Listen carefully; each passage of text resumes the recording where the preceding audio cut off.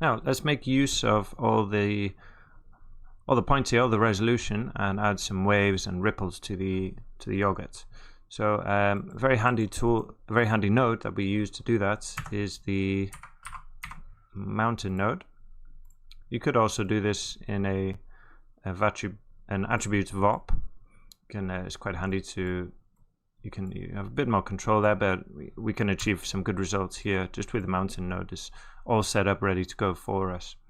So you just drop the mountain node, and then here we've got a load of different controls. We've got the height there to bring up the peaks, the element size, as you can see there, the actual, almost like the zoom, think of it like that. Scale, you can scale each part individually, so you kind of stretch things out there. Offset, you can take the offset and just kind of move it along specifically. You know, it won't change the look, but just move what you've got to a different area. You see it kind of moving along. What else? You got time. You can. It's quite nice with animation. It doesn't make sense in our scene, but if you can drop like keyframes or $T or $F there to get some nice procedural wavy motion. You got all different types of noise. You got these kind of whirly noises, which are cool. Alligator I use a lot. Different kinds of effects. Okay, I'm going to stick with the simplex. And let's see, I'm going to drop the height way down. And the element size, no, sorry, no, 0.2 to 2. And the element size, I'm going to boost it up 5.46. Let's see, what else do I want to do? Octaves. If we drop this to 2, should smoothen it out. There. Obviously, I'm going for yogurts here, so I don't want it to be rough and hard. Okay, and what you can do, so we've got this one kind of level of undulation now. We can alt click and drag and make another, connect those up, and then we can mix this big detail with some smaller detail. We can combine them together. Okay, so for the smaller detail, let's drop this down now to 0.2. The element size as well to 0.75. And then, as I said in the scale, if we put this to 3, we get this kind of stretching out. We get these ripples, which is a bit more like a fluid, like a liquid. What else? Octaves, let's try raising them up. Get some, get some more detail in there. And drop this down 1.2. And that's smoothing it out just a bit. Okay, again, make sure that this is not turned on, because you will move the camera and lose your animation. Okay, so very subtle differences there, but it will be more evident in when we come to render.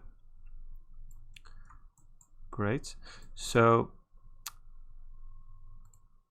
as I said, the idea is if we come here to our merge, maybe drop that down there so we can see them together.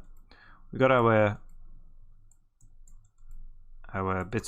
blueberries and bits of chocolate dropping into the yogurt. And we want this, I'm going to turn off the grid again.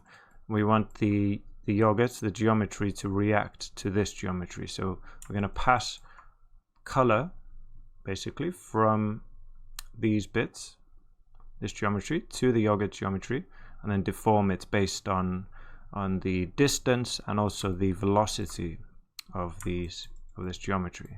Okay, so let's delete this merge and take the split. We'll focus on the blueberries for now. What we're going to use is something called an attribute transfer. So if we can find it, where are you? Down here. Drop that, and then here it tells me geometry to transfer attributes to, so that is the yogurt, and here geometry to transfer the attributes from is the blueberries. If we highlight that, so right now its defaults is transferring, it's not going to transfer the position, but we don't have anything to send over. Okay, so if we give it something, oops, I don't want to do that. Let's undo, Control Z, put that back in case you copied me. I'm gonna drop a color node here, and then we might see it. No, not yet. If I give it color, just do red. I will do black because that's what we'll use later. And you'll see now here it's on by default. It's just taking everything, but we'll specify it. So CD is stands for color diffuse. And turn off primitives just to be clean and clear. So now we are transferring the color from this geometry to this geometry. And if you zoom out, yeah, you can see in the corners something happening. So that's because the radius is quite big. So if we come into the conditions here, you can see the distance threshold. If I drop that down, you can see it doing something a bit more interesting. And also if I template my geometry, you can see what's going on here.